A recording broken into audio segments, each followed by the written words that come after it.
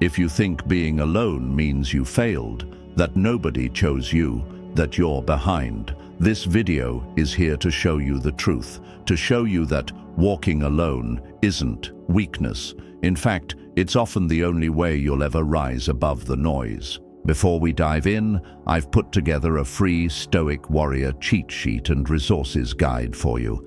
Inside, you'll find all the rules we cover in this video, daily routines to follow, and even my favorite Stoic books and tools that will help you stay disciplined and grounded. The link is in the description. All right, let's get moving. So, if you've been ghosted, overlooked, used for your energy, or drowned out by a world addicted to attention, good. You're exactly where a Stoic warrior is forged. Real strength starts where applause ends, when the crowd can't see you and you choose to move anyway. They told you you're incomplete unless you're constantly connected. That quiet equals loneliness. That standing apart means you're strange or broken. But the ancients knew a different truth. The mind becomes unshakable in the silence most people run from. Marcus wrote privately that the quality of your thinking is the source of a good life. Surrounded by an empire, he still trained to be alone with himself. Ask yourself, when was the last time you spent 10 full minutes with your thoughts? No phone, no music, no escape. If that question makes your chest tighten, that's not loneliness. That's your potential asking for room. This isn't a motivational speech. It's a manual. Not to make you harder, though you will be, but to make you clearer. To give you a center of gravity that doesn't move when the world shakes. To show you why you must walk alone, so you can finally connect from strength instead of hunger. Stoicism didn't begin in comfort. It began with a shipwreck.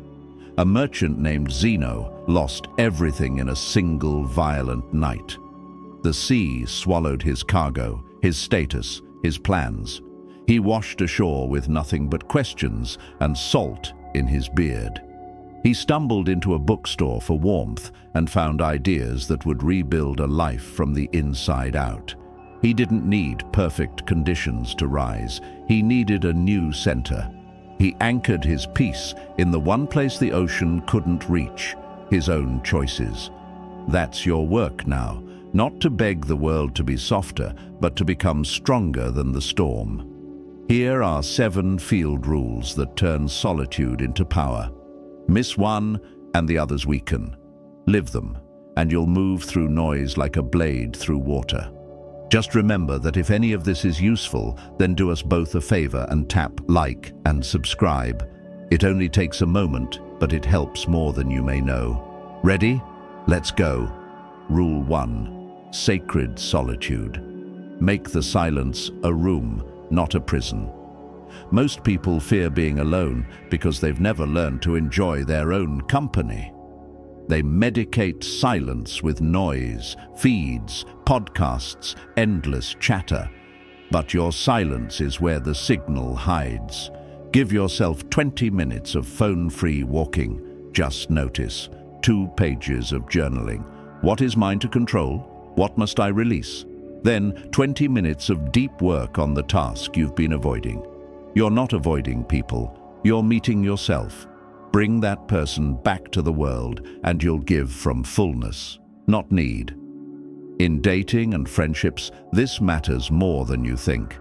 If your presence is a performance, your relationships will become contracts, conditional and exhausting. Speak simply. Listen quietly. Be seen as you are. If someone doesn't respond well to that, good. That's your filter. The right connections won't require a mask. You'll feel the friction at first. 5 minutes into the walk, your hand will reach for a pocket that isn't buzzing. Your brain will bargain. Just a quick song. Just a quick text. Don't break. The itch you feel is not boredom. It's withdrawal from other people's priorities. If you can look that feeling in the eye and keep moving, you will taste a kind of freedom most people never know. The freedom to be with yourself without needing a performance. The freedom to think thoughts that aren't sponsored by an algorithm. Rule 2. Control the controllables. Dichotomy or disaster. Life splits into two columns, inside and outside. Inside is what you judge, choose, and do. Outside is other people's opinions, timing, traffic, the algorithm, yesterday. You suffer when you try to control the right-hand column. You become free when you master the left. Before you react to anything, ask, is this within my command? If no, you owe it acceptance. If yes, you owe it action. Train a tiny ritual for hot moments. Breathe slowly, 4 in, 6 out. Name what you feel, then choose a response that aligns with your values, not your mood. You don't control outcomes, you control standards. Build a system so simple it survives your worst day. Wake, move, plan, execute the one task that moves the boulder. Imagine a coworker dismissing your idea in a meeting. The untrained reaction is instant heat. Defend, attack, replay the moment all day. The trained response is a pause, a note, and a question. What's mine here? Clarity, not revenge. You refine the idea, you follow up in writing, and you move.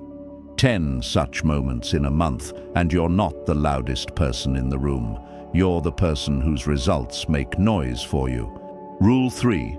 Emotional armor. Response over reaction. There's a small space between what happens and what you do next. That space is your kingdom. Name the emotion: anger, embarrassment, jealousy. Labeling reduces power. Frame it. Is this useful or noise? If it won't matter in a week, it doesn't deserve an hour. Decide. One action aligned to courage, self-control, wisdom, or justice. Never negotiate with chaos. A calm boundary is stronger than a loud argument. I don't accept that tone. We can talk when we're level, then walk. You're not obligated to attend every fight you're invited to. Think of the last time someone sent a baiting text, a paragraph designed to make you explain yourself, defend yourself, prove yourself. Picture your thumbs hovering over the keyboard. That feeling is the moment of truth. Do you type a novel to fix a story they've already decided to believe? Or do you send one clear line and disengage? Most stress is a payment we make on stories we shouldn't be financing. Return the bill, calmly, repeatedly. You will be accused of being cold. You are not cold, you are in control. Rule 4. The discipline triangle. Body, focus, service. Stoicism isn't theory, it's practice. Move your body daily. It's not about appearance, it's about agency. A stronger body carries heavier days. Focus with single task blocks. 45 minutes, 1 tab, 1 battle. Serve quietly, daily. 1 useful act for someone who can't repay you. Stack them, move, focus, serve, then repeat. Your days will develop a spine.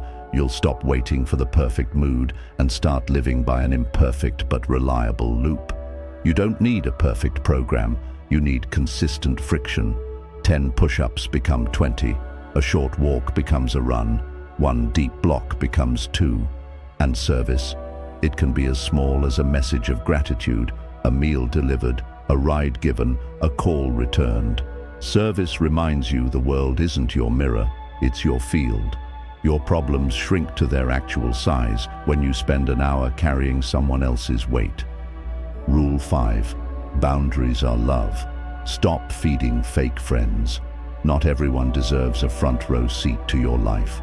The Stoics weren't anti-people, they were pro-virtue. Respect your time like a rare resource. Trust red flags immediately. People who love your potential but resent your process. People who escalate drama and punish clarity. People who only knock when they need something. Set a clean boundary. I'm focused this season. I'm limiting late nights, gossip and chaos. If you want to build, I'm in. If not, I'm out. Deliver it once without anger. then live it. In romance, the same rule applies. If someone needs you to be chaotic to feel alive, your calm will threaten them. That isn't a cue to perform. It's a cue to leave. You might lose invitations. You might lose group chats. You might lose the illusion that you were loved for who you are. Good. Losing illusions is progress. Make space for people who can sit in silence without itching, celebrate your boring consistency, and respect the word no. Two such people are worth more than a stadium of spectators. Rule 6. Memento mori. Time is the fire you train in. You could be gone tomorrow. It's uncomfortable to say, but clarity often is. Mortality isn't meant to depress you, it's meant to precision cut your priorities. Each night, ask, what did I do today that outlives the scroll? What did I avoid that actually matters? If today was my last full day, would I be proud of how I carried it? Remembering time is limited ends procrastination far more effectively than hype. You stop begging for motivation and start moving with intention. Picture two people with the same dream. One waits for a perfect mood. The other acts in imperfect minutes. A year later, one has a highlight reel of intentions. The other has scars, reps, and momentum. The difference isn't talent, it's urgency, not panic, urgency. The kind born from remembering this is not a rehearsal. Rule 7. From alone to aligned, connect from fullness, not hunger. Walking alone is the training. Connection is the mission. Solitude builds your core, service tests it. After enough honest time in silence, something shifts. You stop luring people with your emptiness and start helping people with your presence. You speak less, you listen more, you don't chase, you invite. Relationships become choices, not survival strategies. The mantra is simple. I don't need you to complete me. I choose you to join me. If they step in, beautiful. If they step away, also beautiful. You're still on your path. Now let's take these rules into modern battles and choose the weapons that win them. Battle 1. Overstimulation. Weapon: single input hours. Give your brain 60 minutes a day with one input only. Read without music. Lift without a podcast. Walk without a call. Your attention is your life. Guard it like a city gate. Your brain will rebel. It will beg for more noise. Let it beg. After enough days, your thoughts will return like birds to a quiet branch. Ideas you've been chasing will sit still long enough for you to catch them. Battle 2. Comparison. Weapon: compete with your decisions, not someone else's highlight reel. Track streaks that matter: sleep, training, deep work, kindness. Your only opponent is yesterday's version of you. This is not a slogan, it's a scoreboard.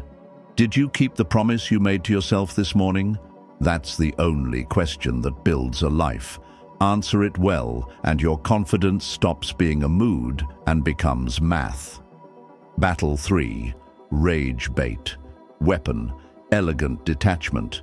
You're not required to bleed for every opinion you see. Learn the sentence: not mine to carry. Scroll past like a king ignoring an argument in the street. If you must answer, answer once, clearly, and then build something. Most outrage is a treadmill. You can sweat on it for hours and still be in the same angry place. Battle 4. Loneliness. Weapon: courageous invitations. Host small, intentional gatherings. 2 or 3 people, no phones, one question that matters. Solitude builds you, community refines you. Choose depth over crowd size. Replace surface talk with honest talk. Ask, what are you carrying right now that you haven't said out loud? Then listen. The room will change. You will remember you are not the only one walking through fire. Morning decides momentum. Here's a Stoic morning that stacks quiet wins without needing motivation. No phone for the first 30 minutes. Drink water and move for 7 to 10 minutes. Mobility, light cardio, or a walk. 2 prompts in a notebook. What's mine to control today, and what would the wise version of me do first? Then, 1 deep block of 45 to 60 minutes on the most important thing. Finish with microservice, 1 message of gratitude or help. Do this 5 days in a row and you'll feel it. 10 days and others will see it. 30 days and you won't remember who you were without it. Evenings decide mornings. Audit. What fed my mind today and what drained it? Release. Write what you can't control and close the notebook like closing a loop. Reset. Set out clothes, prep your workspace, fill a glass of water. Make tomorrow's first decision tonight so you wake into momentum, not confusion. Tell yourself, I did what was mine. I release what isn't. Lights out. Let's study 3 lives that carried this fire forward. Epictetus, born into slavery, had his body harmed and his freedom denied. He built an inner empire no one could touch. His lesson is blunt. No one can steal your choices unless you hand them the keys. He trained his mind like a muscle. He treated setbacks as reps. He saw insults as data. He measured himself by his response, not by the world's behavior. Seneca, wealthy and powerful, learned that gold without virtue is just fear wearing jewelry. He wrote about the brevity of life because he felt the iron cage of time closing. He taught that we waste more life than we live, not because we lack hours, but because we spend them carelessly. His remedy was daily. Choose what matters, practice it now, and use your resources to serve what is right. Marcus, an emperor with more responsibility than most of us can imagine, journaled in the dark. He couldn't control plagues, politics, or wars, so he controlled his mind, sentence by sentence. He fought for private victories before public battles. He questioned his impressions, he rehearsed hardship, and he chose duty over drama. If a man with an empire needed quiet pages to think clearly, what excuse do we have? There is a practice the Stoics used that few talk about: voluntary discomfort. They didn't wait for life to get hard. They rehearsed hard things on purpose. Cold showers, simple meals, long walks in bad weather. Not to suffer theatrically, but to teach the nervous system a secret. You can survive this. Do 1 small voluntary discomfort every day. Skip an indulgence. Take the stairs. Leave the jacket and feel the wind. The goal is not pain, it's proof. Proof that you are not made of glass. Another practice, negative visualization. Spend 60 seconds imagining the loss of something you take for granted: your car, your home, your job, even a loved one. Not to spiral, but to sharpen gratitude and loosen attachment. You return to reality with softer eyes. You hold what you have with care and without clutching. You lower your demands on the world and raise your standards for yourself. When the world tests you, hold this code. When betrayal hits, don't dramatize. Document the facts. Decide your next right action. Create distance and move. When anxiety spikes, come back to breath and body. Walk, clean, lift. The body can ground what the mind can't carry. When you fail, own the choice, fix the system, and re-enter. Shame loves to say you are the mistake. Stoicism says you made a mistake. That is a different problem, one you can solve. Speak to yourself like a commander who respects the soldier, not with cruelty, but with clarity. Say, we're not negotiating with the mission today. We move, we act, we accept what is outside our hands, and we master what's inside them. There are 4 thieves of inner strength. The first is distraction disguised as productivity. It looks like research, planning, and optimization, but it's really delay. The second is drama disguised as connection. It looks like intimacy, but it's adrenaline. The third is comfort disguised as care. It looks like self-love, but it's avoidance. The fourth is cynicism disguised as wisdom. It looks like intelligence, but it's fear of trying. Catch each thief at the door and ask for credentials. If it doesn't build virtue, it doesn't enter. Build a small council for your life. 3 people you can call when your judgment fogs. 1 older, 1 peer, 1 younger. The older keeps you humble. The peer keeps you honest. The younger keeps you useful. Ask them real questions. What am I not seeing? Where am I lying to myself? What would you do if you were me? Then make your own decision. Counsel is input, not command. Craft a personal creed. 1 page, plain words. Read it daily. I do the right thing, especially when it's boring. I master my reactions. I do not perform for approval. I don't chase chaos or applause. I chase clarity. I keep my standards simple and non-negotiable. I serve quietly. I remember time is short and live accordingly. Tape it where you'll see it. When you forget who you are, read it out loud until your body remembers. Now, 3 modern scenarios and how a Stoic warrior moves through them. Scenario 1. A partner says they need space after weeks of mixed signals. The untrained path is pleading, long texts, frantic bargaining. The trained path is respect, reflection, and release.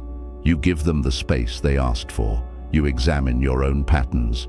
You speak once, clearly, without self-attack or blame. You do not audition for affection. Love is not an argument you can win. Scenario 2. You're passed over for a promotion by someone with better politics. The untrained path is bitterness and gossip. The trained path is a quiet audit. What skills would make the yes automatic next time? What projects create undeniable value? You choose 1 visible win and 1 invisible improvement. You make yourself too useful to ignore, and you do it without poisoning your mind. Scenario 3. A family member crosses a boundary repeatedly. The untrained path is exploding on the 5th offense. The trained path is clarity on the 1st, consequence on the 2nd, distance on the 3rd. You keep your voice warm and your line firm. You don't need them to like the boundary. You only need to live by it. Let's go deeper into attention, because attention is the currency behind every change you want. You don't need more hours, you need fewer leaks. Set office hours for your phone. Let people know when you reply. Turn off non-essential notifications. Put your most tempting apps behind a friction wall, password, second screen, or total removal. Use analog tools for the first and last hour of your day. If this sounds extreme, ask yourself a simpler question. How many dreams died in the bright light of a small screen? Build a boredom practice. Sit for 5 minutes and do nothing. No breath techniques, no mantra, no goal. Just sit. Your mind will throw you 1,000 reasons to stop. Don't move. Boredom is not an enemy, it's a tunnel. If you walk through it, you find a field on the other side. Quiet attention, steady energy, simple joy. If you turn around, the tunnel becomes a prison you carry in your pocket. Here's a 30-day protocol to embody everything we've covered. Days 1 to 5. Protect mornings and nights. No phone first 30, last 30. Days 6 to 10. Add 1 deep work block daily. Track it with a simple X on a calendar. Days 11 to 15. Add daily movement and a cold finish to your shower. Days 16 to 20. Host 1 tiny gathering or phone call with honest conversation. Days 21 to 25. Remove 1 indulgence you know owns you. Sugar, gossip, late-night scrolling. Days 26 to 30. Volunteer discomfort each day and write 1 paragraph of lessons learned. At the end, reread your notes. You will not recognize the person who started.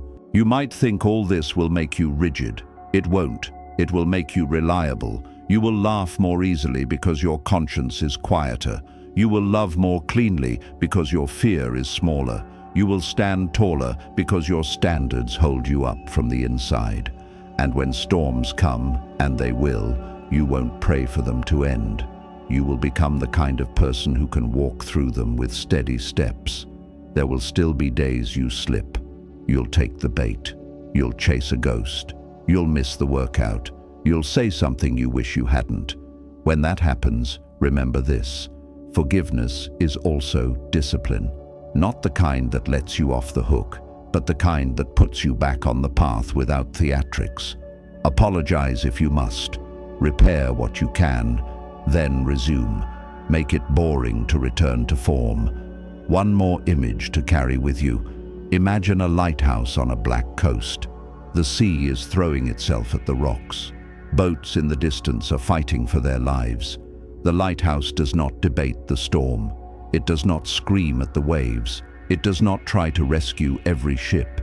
It keeps one promise. It holds the beam steady. That's you. You don't control the sea. You don't control the boats. You control the light. Keep it steady, and the right people will find their way home, including you. You might lose people on this path. You might lose versions of yourself. Good. The parts of you built on approval need to fade, so the parts built on principle can stand. Some will call you cold. You're not cold. You're calm. Some will call you selfish. You're not selfish. You're selective. Some will say you've changed. You have. You finally stopped outsourcing your peace. You will still love deeply. You will still laugh and feel and create. You'll just choose when, where, and with whom. You'll break eye contact with the crowd and lift your eyes to your path. You'll stop chasing a seat at their table and build your own with people who bring wood, not only appetites. This doesn't make life easy. It makes you ready.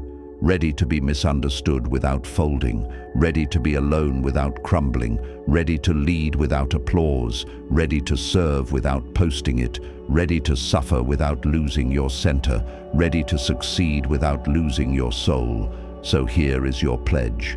Say it out loud and mean it. Need nothing. Fear nothing. Endure everything.